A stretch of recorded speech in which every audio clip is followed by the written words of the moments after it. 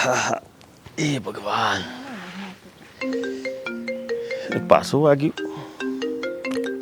અલ્યા આઈફોન લઈ આ. ના આઈફોન લઈ આ. કીધું તો સાચું પડ્યું. મારી વાત સાંભળ. ભાઈ તું આ શું કરું છું જરા કે એટલે ઓય વાત સાંભળ મંગો ઉપર. કોની સાથે વાત કરવાની છે? જય શ્રી કૃષ્ણ.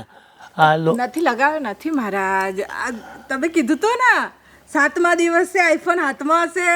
આવી ગયો હાથમાં. 7 દિવસે ના થવા દીધો, બીજા દિવસે આવી ગયો. પણ મહારાજ હવે આ દક્ષિણા આલી દીધી એટલે મારો આઈફોન આ અદ્રશ્ય તો નહીં થાય ને? જો તમે રોકડેથી ખરીદ્યો હશે તો રહેશે, અને હપ્તે હપ્તે લીધો હશે તો હપ્તા ભરવા પડશે. એમાં જ્યોતિષ મહારાજ શું કરી શકે? જય શ્રી કૃષ્ણ. નહીં જાય, રહેશે. એટલે આ હરખભેર તું ચો જતી રહેલી?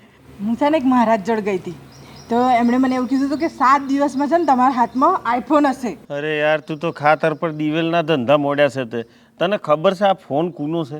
મને ખબર નથી. આ ફોન મને રસ્તામાંથી જડેલો છે. હા તે જડેલો છે તો હું થઈ ગયું? બરાબર રાખે ને, એવી રીતે ખોઈ ના નાખે ફોન. હવે જડે એટલે આપણો થયો ને.